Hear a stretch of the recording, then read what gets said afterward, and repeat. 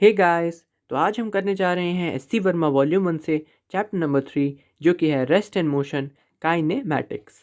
चलिए शुरू करते हैं और देखते हैं क्या कुछ इस चैप्टर में हमको देखने को मिलेगा।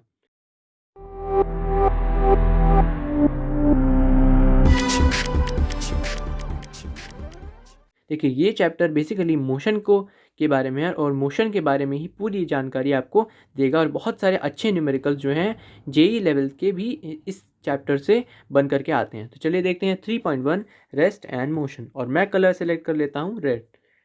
चलिए, what when do we say that a body is at rest or when do we say that it is in motion. हम कब कहते हैं कि कोई एक बॉडी जो है वो रेस्ट पे है, और हम कब कहते हैं कि कोई बॉडी एक मोशन में है। तो इसके बारे में हम देखते हैं आगे नेक्स्ट लाइन में। You may say that if a body does not change its position as time passes it is at rest. आप ये कह सकते हैं कि जब कोई बॉडी अपनी पोजीशन नहीं चेंज कर रही है, जैसे जैसे टाइम पास हो रहा है, तो वो रेस्ट पे है। If a body changes its position with time it is said to be moving. अगर कोई ऑब्जेक्ट टाइम के साथ अपनी पोजीशन को चेंज कर रहा है तो उसे हम मूविंग कह रहे हैं। But when do we say that it is not changing its position, लेकिन कब हम इसको कहते हैं कि अपनी पोजीशन चेंज नहीं कर रहा है। जैसे फॉर एग्जांपल, आपके जो सामने एक बुक रखी हुई है जिससे आप पढ़ रहे होंगे, या जिससे आप कोई भी बुक रखी है, उसको आप कहते हैं कि वो आप रेस्ट में है। लेकिन हम अर्थ से बाहर जाके इंटरनेशनल स्पेस स्टेशन से या मून से या जुपिटर से जा करके देखेंगे। खैर, उतना तो आप कभी जा नहीं पाएंगे, मुझे नहीं लगता अभी तो, लेकिन मे बी फ्यूचर में जा सकें हम जुपिटर तक। लेकिन अगर वहाँ जाके हम देखेंगे तो सब कुछ पूरा अर्थ ही मूव कर रहा है, तो बुक भी मूव करेगी। तो चलिए, वही अगली लाइन में लिखा हुआ है कि क्या लिखा है, देखिए। A book placed on the table remains on the table and we say that book is at rest. और जो बुक है जो टेबल पर रखी हुई है उसे हम कहते हैं कि वो रेस्ट में है। However if we station ourselves on the moon the Apollo mission has made it possible the whole earth is found to be changing its position, and so the room, the table, the book all are continuously changing its position. The book is at rest if it is viewed from room, and it is moving if it is viewed from the moon. तो room से अगर view कर रहे हैं तो वो rest पे दिख रही है। अगर मून से व्यू कर रहे हैं आप उसको, चांदमा नहीं, चंद्रमा से अगर इसको व्यू कर रहे हैं हम, तो वहाँ से आपको ये मूव करती हुई दिखेगी। नेक्स्ट देखिए, motion is a combined property of the object under study and the observer. Motion क्या है? एक कंबाइंड प्रॉपर्टी है ऑब्जेक्ट उसकी, जो ऑब्जेक्ट अंडर स्टडी है और ऑब्जर्वर की भी। देखिए, अकेले ये कोई ऑब्जेक्ट की कोई कैरेक्टरिस्टिक नहीं है। ये जो चीज़ को हम कह रहे हैं कि ये चीज़ मोशन में है या ये चीज़ मोशन कर रही है, प्लस जहाँ से हम देख रहे हैं। क्योंकि देखिए, हम लोग अगर ट्रेन में बैठे होते हैं तो हमें सब चीज़ मूविंग लगती है, लेकिन क्या वो मूविंग है? हो भी सकती है, नहीं भी हो सकती है। ठीक है, डिपेंड्स अपॉन पर्सपेक्टिव, हम किस पर्सपेक्टिव से देख रहे हैं। There is no meaning of rest और मोशन विदाउट द व्यूअर। और रेस्ट और मोशन का कोई मीनिंग नहीं है अगर हम अपना पर्सपेक्टिव सेट ना करें, या अपने आप को कहीं एक जगह पे स्थिर ना रखें, अपना व्यू सेट ना करें। ठीक है, इसलिए व्यूअर हमको बोला गया है।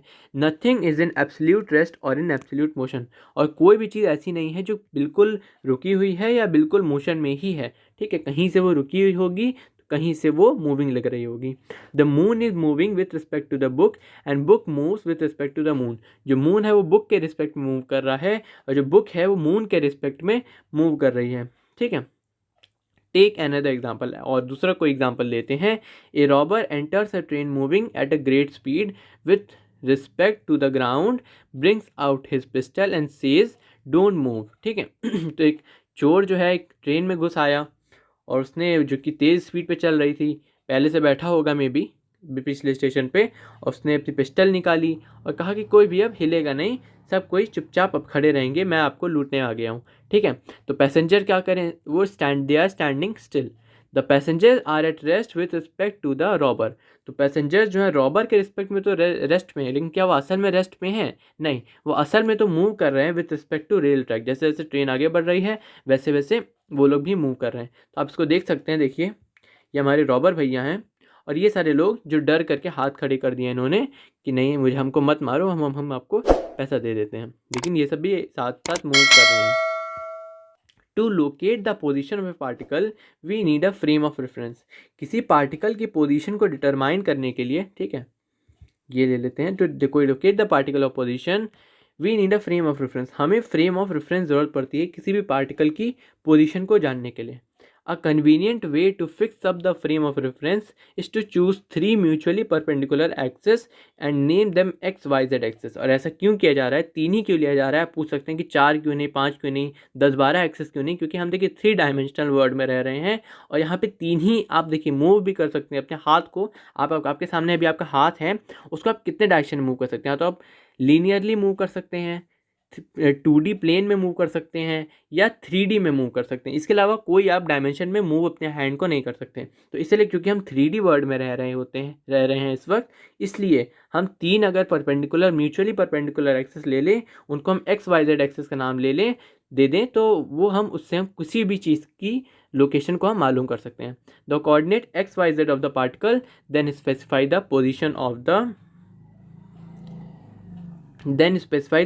Of the particle with respect to that frame, और उस फ्रेम के रिस्पेक्ट में उसकी पार्टिकल की लोकेशन हम बड़ी आसानी से जान सकते हैं।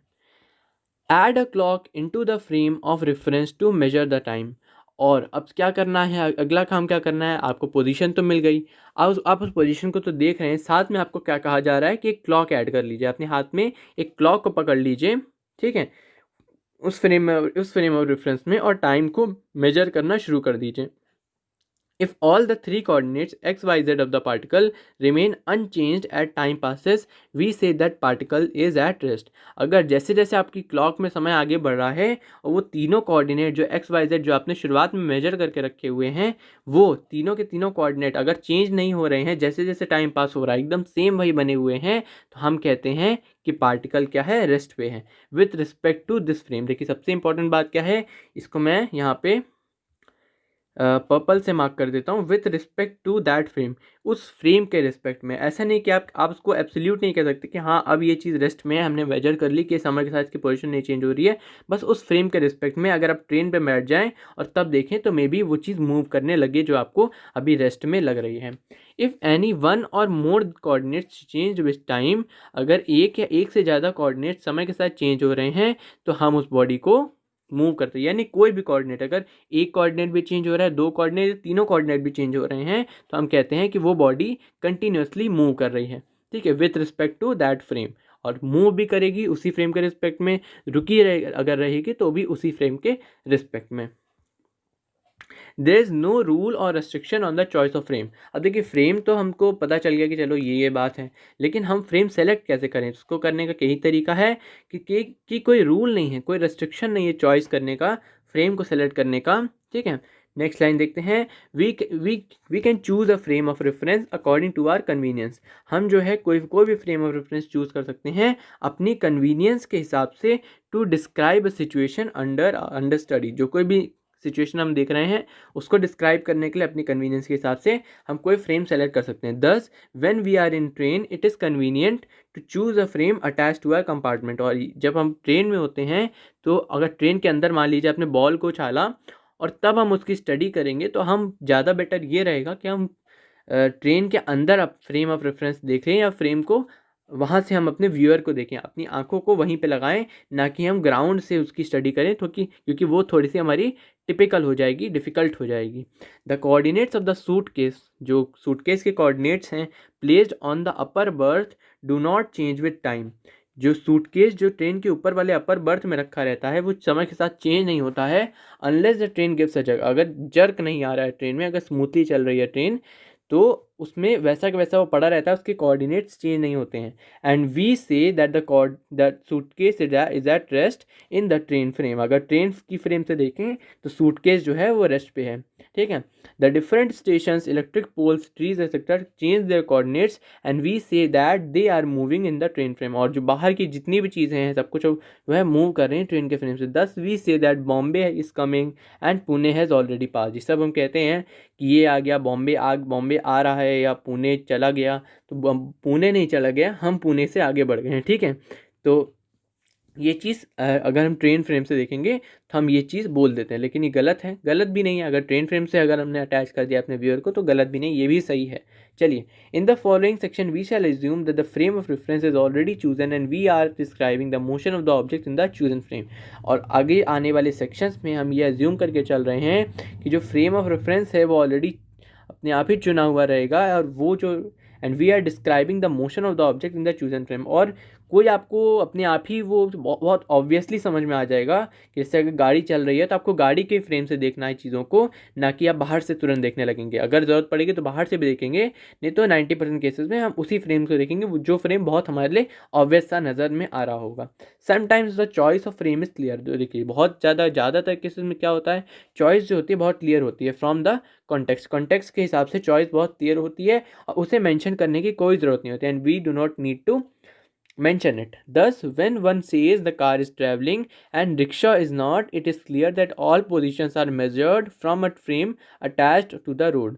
तो हम जब कहते हैं कि देखो कार चल रही है और रिक्शा रुका हुआ है, तो ये बहुत ऑब्वियस सी बात हो जाती है कि हम क्या कह रहे हैं कि सारी चीज़ें जो हमारा फ्रेम ऑफ रेफरेंस है वो रोड है, और रोड के फ्रेम ऑफ रेफरेंस से कार चल रही है और जो रिक्शा है ये रुका हुआ है। नेक्स्ट हम अपना टॉपिक देखते हैं, डिस्टेंस एंड डिस्प्लेसमेंट। ये हमारा 3.2 टॉपिक है। चलिए, suppose a particle is at A at time t1 and at B at time t2 with respect to a given frame. तो कोई एक फ्रेम हमने सेलेक्ट कर लिया और उसके बाद एक पार्टिकल है जो ए पर है किसी एक टाइम इंटरवल पर t1 पर, और बी पर है किसी दूसरे टाइम इंटरवल पर, यानी कि वो इस तरह से कुछ गया है और ये उसका पाथ ऑफ मोशन है। अब देखिए नेक्स्ट देखते हैं। चल, पेज बदलना पड़ेगा, अंडरलाइन कर दूं मैं इसको। चलिए ठीक है, नेक्स्ट पेज देखते हैं। आपने मेरे ख्याल से आप समझ गए होंगे फिगर से कि किस तरह से मोशन हो रहा है। आगे हम देखते हैं, during the time interval t1 to t2, t1 और t2 टाइम इंटरवल के बीच the particle moves along the path ACB। और पार्टिकल जो है वो ACB पाथ को फॉलो कर रहा था, जो कि पीछे मैंने आपको दिखा दिया था। The length of the path ACB is called the distance travelled during the time interval t1 to t2. If we connect the initial position A with the final position B to a straight line, we get the displacement of the particle. इस पूरी बात का मतलब अब आपको समझा देता हूँ मैं जल्दी से। देखिए ACB पाथ आपको समझ में आ गया होगा। यहाँ से जब ऐसे हम जा रहे हैं और ऐसे घूम करके जब हम B पर आ रहे हैं तो इसे हम कहते हैं डिस्टेंस ट्रेवल्ड। और यहाँ से यहाँ अगर डायरेक्ट एक स्ट्रेट लाइन खींचेंगे हम, ठीक है, दोनों में अंतर समझिए। यहाँ से अगर हम घूम करके जा रहे हैं, ACB को फॉलो कर रहे हैं ये पाथ को, तो ये हो जाएगा हमारा डिस्टेंस ट्रेवल्ड। और अगर हम डिस्प्लेसमेंट निकालना चाहते हैं तो हम एक सीधी लाइन खींचेंगे A से B में, जो कि ऐसे आपको मिल जाएगी, और इसकी जो डिस्टेंस होगी वो हमारी डिस्प्लेसमेंट कहलाई जाएगी। इसकी जो लेंथ होगी वो हमारी डिस्प्लेसमेंट कहला जाएगी। चलिए आगे देखते हैं, the magnitude of the displacement is the length of straight line joining the initial and final position. तो जो मैग्नीट्यूड है डिस्प्लेसमेंट का वो बस लेंथ है स्ट्रेट लाइन जो कि ज्वाइन कर रही है इनिशियल और फाइनल पोजीशन को। The direction is from initial to final position. और डिस्प्लेसमेंट एक वेक्टर क्वांटिटी है, तो उसका डायरेक्शन क्या है, इनिशियल से फाइनल पोजीशन तक। The displacement has both the magnitude as well as the direction. तो डिस्प्लेसमेंट के पास क्या है, दोनों डायरेक्ट वो भी है, मैग्नीट्यूड है और डायरेक्शन भी है, यानी कि ये एक वेक्टर क्वांटिटी है। Further the displacement add according to the triangle rule of vector addition. Vector addition का जो, क्योंकि वेक्टर है तो एडिशन भी इसका कैसा होगा, ट्रायंगल रूल के जरिए होगा। Suppose a particle kept on a table, एक पार्टिकल जो कि टेबल पे रखा हुआ है, is displaced on a table and at the same time the table is also displaced in the room. यानी कि एक टेबल, मैं आपको बताता हूँ, एक टेबल है, ठीक है, ड्राइंग पे मत जाइएगा, हर टीचर यही कहता है। चलिए, ये एक टेबल है, ठीक है, और इस पर कोई ऐसे पार्टिकल रखा हुआ है। अब पार्टिकल भी मूव कर रहा है आगे की तरफ और टेबल भी मूव कर रही है आगे की तरफ। तो इसका हम नेट डिस्प्लेसमेंट, अगर हमें पार्टिकल का निकालना होगा तो हम क्या करेंगे, देखिए पार्टिकल का अगर नेट डिस्प्लेसमेंट निकालना होगा, the net displacement of the particle in the room is obtained by the vector sum of two displacement. कैसे आएगा, वेक्टर सम करना पड़ेगा दोनों ही डिस्प्लेसमेंट का। दस displacement is a vector quantity, और इसीलिए देखिए इंपॉर्टेंट लाइन क्या है, जो डिस्प्लेसमेंट है वो एक वेक्टर क्वांटिटी है in contrast to the distance which has only a magnitude and is thus a scalar quantity. इसके विपरीत जो कि डिस्टेंस ट्रेवल्ड है वो एक स्केलर क्वांटिटी है, उसके पास केवल मैग्नीट्यूड है। चलिए एग्जाम्पल देख लेते हैं क्या है। Colour changes to red. चलिए, an old person moves on a semicircular track of radius 40 meter during a morning walk. If he starts at one end of the track and reaches the other end, find the distance covered and the displacement of the particle। एक बूढ़ा आदमी एक semi circular path पर जिसकी radius 40 metre है वो जा रहा है मॉर्निंग वॉक पर और एक एंड से दूसरे एंड तक जा रहा है, तो उसका डिस्प्लेसमेंट और डिस्टेंस कवर्ड निकालना है। एक ऐसे सेमी सर्कुलर पाथ है वो इसके थ्रू जा रहा है, ठीक है, ऐसे सेमी सर्कुलर पाथ है वो यहाँ से ऐसे पूरा घूमते हुए जा रहा है ऐसे। तो हमें क्या निकालना है, जब यहाँ से यहाँ पहुँच जाएगा उसका डिस्टेंस ट्रेवल और डिस्प्लेसमेंट। तो बड़ा आसान सा क्वेश्चन है, आप मेरे ख्याल से कर ही लेंगे इसको। मुझे क्या इसको एक्सप्लेन करने की कोई बहुत ज़रूरत नहीं है कि जो देखिए जो डिस्टेंस ट्रेवल्ड होगी वो कवर्ड बाय द पर्सन वो लेंथ के ट्रैक ऑफ लेंथ के बराबर होगी। 2πr टोटल लेंथ होती है, तो πr जो होती है वो हमारी आधी लेंथ हो जाएगी। और डिस्प्लेसमेंट जो होगी वो डायमीटर के बराबर होगी, यानी कि 2 इंटू रेडियस, और 2 इंटू रेडियस यानी 2 इंटू 40 या 80 मीटर हो जाएगा। तो direction of this displacement is from initial to final position. आपको डायरेक्शन भी बताना पड़ेगा क्योंकि डिस्प्लेसमेंट जो है ये वेक्टर क्वांटिटी है, तो डायरेक्शन क्या हो जाएगा, इनिशियल से फाइनल पोजीशन। ओके, चलिए इनिशियल से फाइनल पोजीशन यानी कि जो ऊपर मैंने बनाया था फिगर, मिट गई, ये जो फिगर मैंने बनाई थी, तो डायरेक्शन ऑफ डिस्प्लेसमेंट हो जाएगी कुछ ऐसे, ठीक है, डायरेक्शन अगर आपको दिखाना होगा। चलिए नेक्स्ट देखते हैं, average speed and instantaneous speed. अब स्पीड के कंसेप्ट पे हम लोग आ चुके हैं। The average speed of a particle in a time interval is defined as the distance traveled by the particle divided by the time interval। ठीक है, तो एवरेज स्पीड जो है एक पार्टिकल की वो किस तरह से डिफाइन की जाती है, इसका डिफाइन डेफिनेशन देखिए एक ही लाइन है और बहुत यही इंपॉर्टेंट एक लाइन है। इसी इंपॉर्टेंट और इसी कंसेप्ट को लेकर के आप चलेंगे तो आपका आगे का काम बनता रहेगा। देखिए defined as distance travel by the particle divided by the time interval. जितना डिस्टेंस ट्रेवल कर रहा है पार्टिकल डिवाइडेड बाय कितना उसको टाइम लग रहा है, बस उससे ज़्यादा कुछ करना ही नहीं है। If the particle travels a distance s in time t1 to t2 the average speed is defined by, ये जो नीचे फॉर्मूला लिखा है ये आप फॉर्मूला देख लीजिए, और ये चीज़ वही लिखी हुई है जो फर्स्ट लाइन में लिखी है, तो आप बस फर्स्ट लाइन को याद रखिए, यही आपका मेन कंसेप्ट है एवरेज स्पीड का। Average speed gives the overall rapidity with which the particle moves in this interval. तो एवरेज स्पीड क्या देती है, एक ओवरऑल रैपिडिटी देती है, ओवरऑल तेज़ी किस किस स्पीड से चल रहा था, एक ओवरऑल ओवरव्यू देती है कि ओवरऑल कितना चला ये पार्टिकल। जैसे आप दिल्ली से लखनऊ आए या हरियाणा गए तो आप अपना पूरा डिस्टेंस कैलकुलेट कर लीजिए, इसका उसको कितना टाइम आपको लगा वहाँ से वहाँ तक जाने में, ब्रेक्स को हटाते हुए बीच में जो रुक जाते हैं उसको हटा करके एक्चुअल ट्रैवलिंग टाइम कितना लगा वो आप उसे कैलकुलेट करेंगे तो आपको एवरेज पता चल जाएगा कि आपको एवरेज कितना स्पीड रही पूरे जर्नी में। चलिए नेक्स्ट हम देखते हैं, नेक्स्ट लाइन देखते हैं, which the particle moves in the interval. In one day cricket match the average run rate is quoted as total run divided by total number of overs use to make these runs. तो क्या होता है one day cricket में, क्या होता है average run rate कैसे निकाला जाता है, जो टोटल रन जितने भी होते हैं उनको डिवाइड किया जाता है टोटल नंबर ऑफ ओवर्स जो यूज़ हुए इतने रन को बनाने के लिए। कैसे होगा देखिए, जो मान लीजिए किसी टीम ने बनाए 150 रन, ठीक है, ज़्यादा भी बनते हैं, मैं भी एग्जांपल के लिए ले रहा हूँ और बहुत सिंपल ले रहा हूँ। देखिए सिंपल का मतलब ये नहीं कि आप कठिन में कंफ्यूज होंगे। 150 रन किसी ने बनाए और उसको 10 ओवर लगे इतना बनाने में, तो बहुत ज़्यादा की रन रेट आई, और कितनी आई 15 के रन रेट से लोग खेल रहे थे। हालांकि वनडे में तो इतना ज़्यादा नहीं होता आप भी जानते हैं, लेकिन चलिए अभी एग्जांपल के लिए 10 ओवर लगे 150 बनाने में, तो 15 क्या है अभी देखिए, जो 15 आया ये 15 क्या हर ओवर में 15 बनाए, नहीं हर ओवर में 15 नहीं बनाए, लेकिन ओवरऑल कैलकुलेट करने पर ये आ रहा है कि एवरेज टीम जो है हर ओवर में 15 बना सकती है। हो सकता है किसी 1-2 ओवर में किसी में 17 भी बने हो, किसी में 20 भी बने हो, किसी में 25 बने हो, किसी में 6 छक्के भी लग गए हो 36, लेकिन उसके अगले ही ओवर में केवल 1-2 रन ही आए हों, लेकिन अल्टीमेटली एवरेज जो आ गया वो आपका 150 आया रन्स, और वो भी 10 ओवर्स में। नेक्स्ट हम देखते हैं, सम ऑफ द ओवर्स में बी एक्सपेंसिव एंड सम में बी इकोनॉमिकल, जो मैंने आपको समझा दिया। Similarly the average speed gives the total effect of the in the given interval. Total effect देती है एक इंटरवल में average speed. The rapidity or slowness rapidity कितनी तेज़ी होती है या कितना धीमापन होता है, may vary from instant to instant. Instant to instant जो है ये वेरी कर सकती है। व्हेन एन एथलीट, कोई एक एथलीट जब दौड़ना शुरू करता है, स्टार्ट्स रनिंग, ही और she runs slowly and gradually, वो पहले धीरे धीरे जो है दौड़ता है और उसके बाद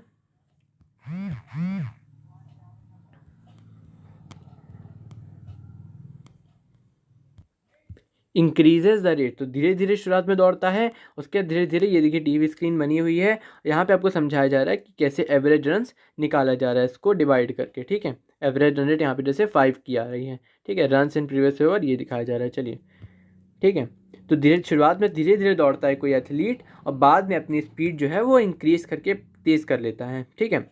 we defined instantaneous speed at time T as follows, और इंस्टेंटेनियस स्पीड इसके क्या मतलब है अभी हम देखेंगे। At time T as follows, let delta S be the distance travelled in the time interval T to T plus delta T, the average speed in this time interval is V average is equal to delta S upon delta T. तो मान लीजिए delta S जो है distance travelled है time interval T से लेकर के T plus delta T कोई छोटा सा टाइम इंटरवल, छोटा बड़ा कुछ भी हो सकता है, अभी आप ऐसे समझिए कि छोटा बड़ा कोई छोटा टाइम इंटरवल है ये, और उसके बाद जो एवरेज स्पीड इस इंटरवल में आएगी वो डिस्टेंस ट्रेवल्ड अपॉन स्पीड हो जाएगी। इसे हम कहेंगे कि एवरेज स्पीड इसको हम कहेंगे। Now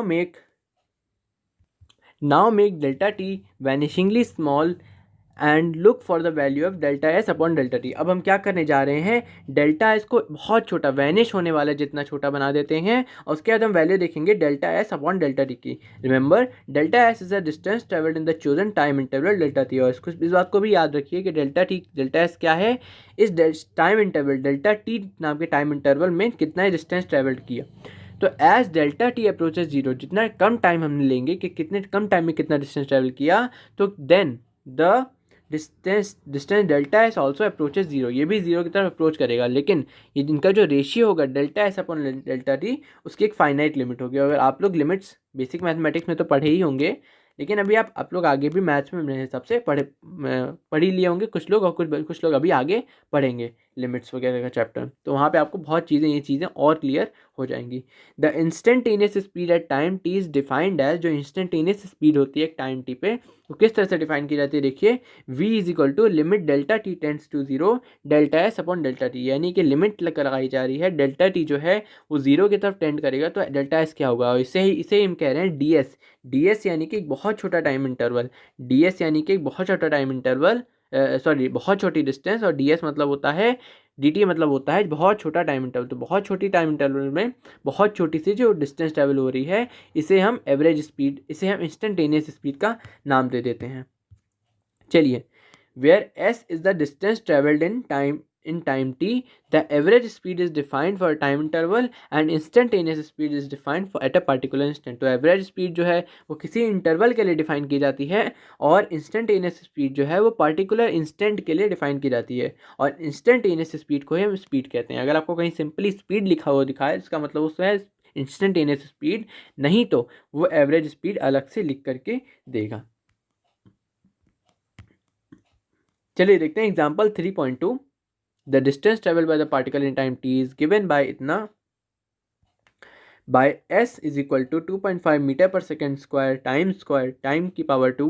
Find a average speed of the particle during the time interval 0 to 5 second and b the instantaneous speed at 5 second। तो देखिए सबसे पहले क्या करना है, एवरेज स्पीड निकालनी है, तो एवरेज स्पीड निकालने के लिए हम क्या करेंगे, distance travelled upon time taken. तो डिस्टेंस ट्रेवल करने के लिए देखिए क्या करेंगे हम, सबसे पहले जीरो पे जो डिस्टेंस ट्रेवल होगी, आप टाइम को जीरो रख देंगे तो एस भी जीरो हो जाएगा, और 5 रख देंगे तो यहाँ पे देखिए वही इसने किया, the distance travelled during time 0 to 5 second is S is equal to इतना, हमने 5 रख दिया, तो एवरेज स्पीड कितनी हो गई, टोटल डिस्टेंस ट्रेवल्ड हो गई 62.5, और टाइम टेकन कितना हुआ 5 सेकेंड, तो वो हम कैलकुलेट कर लेंगे आसानी से। अब देखिए जो इंस्टेंटेनियस स्पीड है उसको कैलकुलेट करने के लिए हम क्या करेंगे, ये हमको दिया हुआ है एस का फॉर्मूला, ठीक है, एस यानी डिस्टेंस ट्रेवल। अगर हम इसको दोनों साइड डिफरेंशिएट कर दें तो हम इसको वी के फॉर्म में ला सकते हैं, यानी हमें वेलोसिटी निकल सकता है। तो हम क्या करेंगे, एस को डिफरेंशिएट करेंगे, देखिए यहाँ पे एस को डिफरेंशिएट करेंगे तो ये बन जाएगा टाइम के रेफरेंस में, टाइम के अकॉर्डिंग अगर उसको हम डिफरेंशिएट करेंगे तो D S by D T ठीक है। और यहाँ पे 2.5 मीटर पर सेकेंड स्क्वायर को अगर हम टाइम के बेसिस पे डिफ्रेंशिएट करेंगे तो टाइम स्क्वायर हट के 2t में कन्वर्ट हो जाएगा। उसके बाद फिर फाइनली देखिए ds/dt क्या हो गया, 5 metre per second square into T. अब आपको क्या करना है, एट 5 देखिए इंस्टेंटेनियस स्पीड कहाँ पे निकालनी है, t = 5 सेकेंड पे। तो क्या करेंगे हम, ये आपको समझ में आ गया, ये भी आपको समझ में आ गया। अब t = 5 सेकेंड पे स्पीड को हम निकालने के लिए ds/dt निकाल लेंगे, इसमें वैल्यू पुट कर देंगे, 2t की वैल्यू 5 रख देंगे, ठीक है। टाइम 2 की तो वैल्यू रख दी है हमने, t की वैल्यू हम 5 रख देंगे और 25 यहाँ पे आंसर आ जाएगा हमारा। तो इस तरह से हम इसका आंसर हमारा कैलकुलेट कर लेंगे, इंस्टेंटेनियस और एवरेज स्पीड दोनों का हमारे पास आंसर आ जाएगा। नेक्स्ट देखिए, if we plot the distance as a function of time, अगर हम डिस्टेंस को as a function of time plot करें तो the speed at the time t equals slope of tangent to the curve at time t, ठीक है। तो अगर देखिए पीछे वाली लाइन आपको फिर से मैं आपको रिकॉल करा दूं, किसके बीच ग्राफ बना रहे हैं, डिस्टेंस को हम प्लॉट करें, क्या कर रहे हैं, प्लॉट कर रहे हैं डिस्टेंस s को as a function of time. तो जो स्पीड होगी किसी भी टाइम t पे वो किसके इक्वल होगी, स्लोप के बराबर होगी। किस स्लोप के बराबर, देखिए टेंजेंट के slope to the curve at time T पर जो कुछ भी टेंजेंट हम बनाएंगे उस ग्राफ पे के ऊपर उसका जो स्लोप होगा वो हमको स्पीड देगा, ठीक है। The average speed in the time interval t plus delta t plus t and t to t plus delta t equals slope of the chord AB where A and B are the points on the curve corresponding to t and t plus delta t। तो देखिए यहाँ पे मैं आपको ये सब तो खैर लिखा ही हुआ है, सब तो एक्सप्लेन आपका तुरंत हो जाएगा। मैं आपको एक्सप्लेन ग्राफ के माध्यम से कर देता हूँ, ग्राफ की मदद से कर देता हूँ। देखिए हमने यहाँ पे लिया t और यहाँ पे हमने लिया t प्लस डेल्टा टी, ठीक है। अभी हम क्या करने जा रहे हैं, आपको जो अभी थ्योरी बताई मैंने कि जो स्लोप होता है टेंजेंट का किसी एक पर्टिकुलर टाइम इंटरवल में वो स्पीड देता है। तो यहाँ पे देखिए t प्लस डेल्टा टी ये हो गया हमारा कुछ टाइम इंटरवल। अब हम डेल्टा टी को बहुत स्मॉल करते जाएं तो क्या होगा, ये पॉइंट जो है ये घिसकते आ जाएगा अल्टीमेटली यहाँ पर। और जब यहाँ पे आ जाएगा तो लाइन कैसी बनेगी, देखिए ये वाली जो लाइन बनेगी ये लाइन बन जाएगी ऐसे, ठीक है। ये वाली जो आप लाइन देख रहे हैं डॉटेड लाइन, ये इस लाइन पर आ जाएगी, दोनों लाइन मतलब एक तरह से बहुत क्लोज आ जाएंगे ये दोनों पॉइंट। तो इसकी वजह से क्या होगा, एक स्लोप फॉर्म होगा और इसका जो एंगल होगा यहाँ पे डेल्टा, ये जो थीटा आपको दिख रहा है ये जो एंगल होगा यहाँ पे, ये एंगल जो आपको देगा यही आपको, इसका आप टैन थीटा जब लेंगे तो वो आपको दे देगी टेंजेंट। देखिए टेंजेंट जो होगा इसका यहाँ पे वो आपको स्पीड दे देगा। कैसे होगा अभी देखते हैं। To the curve corresponding to t plus delta T, उस कर्व के corresponding t plus delta T as delta T approaches zero, जैसे जैसे डेल्टा टी अप्रोचेज करेगा जीरो को, the chord A B becomes the tangent at A and average speed becomes the slope of the tangent which is ds/dt। तो देखो आपको क्या निकालना है, स्पीड निकालना है किसी एक टाइम इंटरवल पे। तो क्या होगा, वो जो एंगल बनेगा यहाँ पे उसका जो स्लोप होगा वो आपको दे देगा स्लोप ऑफ द टेंजेंट। कहने का मतलब जो कुछ भी स्लोप आएगा वो आपकी हो जाएगी यहाँ पे स्पीड। यानी कि यहाँ पे मान लीजिए, आपको अलग से बताता हूँ, ये आपकी ग्राफ बनी हुई है, ठीक है। ये आपका ऐसे करके एक ग्राफ बना हुआ है, यहाँ पे आपने एक टेंजेंट बनाया, ठीक है। यहाँ पे टच करा, देखिए बहुत हल्का सा टच करा है। तो यहाँ पे टाइम इंटरवल मान लीजिए t इक्वल टू 5 है, ठीक है। t इक्वल टू मान लीजिए यहाँ पे 5 है। तो देखिए कैसे इसको होगा, यहाँ पे t इक्वल टू 5 पे जो स्पीड हमें निकालनी होगी वो इसकी कौन सी लाइन, ये वाली लाइन दिखा रहा हूँ मैं आपको, ये वाली जो लाइन है इसका स्लोप, यानी इसका जो भी स्लोप आएगा वो यहाँ पे ये बना हुआ है s और t के बीच का ग्राफ। तो यहाँ पे जो कुछ भी स्लोप आएगा इस लाइन का वहीं आपको दे देगा स्पीड एट दैट इंस्टेंट। उस इंस्टेंट पे स्पीड दे देगा कि कितनी स्पीड से चल रही है गाड़ी या जो कुछ भी आपने जिसके लिए भी वो जिसके करस्पॉन्डिंग भी वो ग्राफ बनाया। तो उम्मीद है आपको ये चीज़ बहुत क्लियर हो गई होगी, ठीक है। चलिए नेक्स्ट हम देखते हैं, if the speed of the particle at time t is v, अगर किसी टाइम t पर जो स्पीड है पार्टिकल की वो v है, the distance ds travel by it in the short time interval t plus dt is v dt, ठीक है। Thus ds is equal to v dt।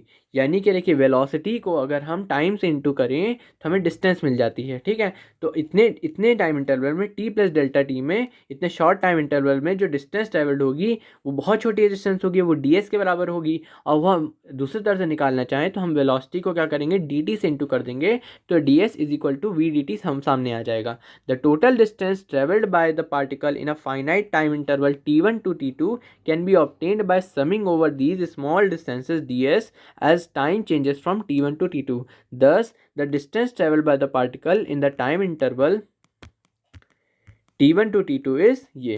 तो देखिए इंटीग्रेशन आपको मेरे ख्याल से थोड़ा बहुत तो आइडिया होगा। तो हम क्या करेंगे, आपको पता है कि यहाँ पे हमारे पास ये इक्वेशन आ गई थी, ये वाली जो इक्वेशन है, मैं आपको और इसको क्लियर करता हूँ, गोला करके बता देता हूँ। ये वाली जो इक्वेशन है हमारे पास d s is equal to we D t, दोनों साइड से इसको इंटीग्रेट कर देंगे तो हमें क्या मिल जाएगा इंटीग्रेशन पर, S is equal to we D T, ये वाली इक्वेशन हमको हमारे पास आ जाएगी।